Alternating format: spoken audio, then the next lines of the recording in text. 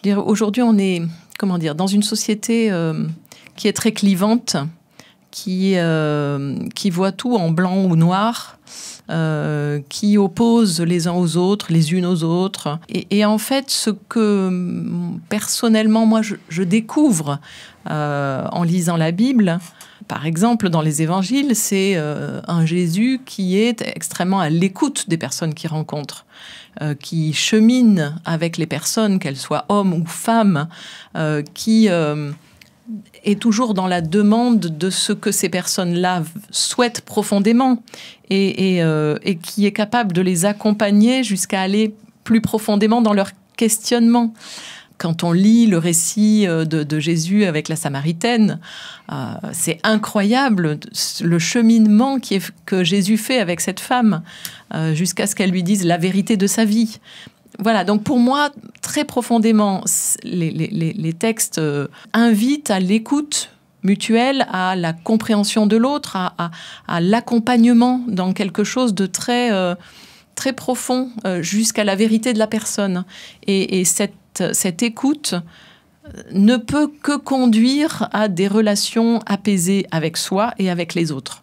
Oui, il y a une dimension d'écoute, bien sûr, comme le dit Emmanuel. Dans les textes, il y a aussi une dimension de structuration et de confrontation à la réalité. Et c'est pour ça que, on en a discuté, on en parle dans le livre, c'est pour ça que les textes ne sont pas faciles et que les personnages bibliques sont loin, loin, loin d'être parfaits. Et on aurait pu enjoliver la beauté d'Abraham, mais il y a des gros problèmes. Un des problèmes, par exemple, qu'on ne cite pas dans le livre, parce qu'on ne peut pas tout citer, c'est qu'à certains moments, Abraham dit de Sarah, elle est ma sœur, pour se protéger tout en la mettant en péril. Et pourquoi est-ce qu'on n'a pas lissé les personnages? C'est parce que les réalités, les difficiles réalités du passé sont aussi les difficiles réalités du présent.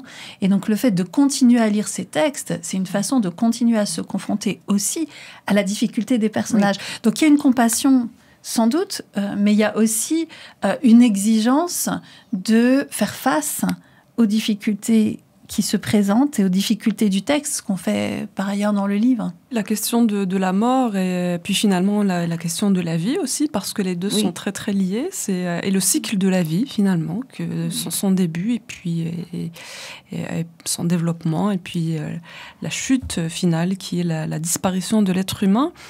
Eh bien, on retrouve justement dans le texte coranique, comme dans tous les textes sacrés, plusieurs récits de ces figures prophétiques justement qui ont fait cette expérience de la mort. Enfin, oui, on parle, parce que dans le texte coranique en tout cas, on parle du jour dernier, on parle de la résurrection, on parle de la vie, de cette vie dans l'au-delà, de la vie après la mort, parce que finalement, ça laisse la possibilité de croire au fait qu'il y a peut-être quelque chose au-delà de notre fin physique et corporelle, parce que voilà, dans notre vie d'ici-bas, on est des êtres incarnés dans un corps qui fait que qui nous contraint, mais les textes sacrés nous poussent à imaginer peut-être autre chose.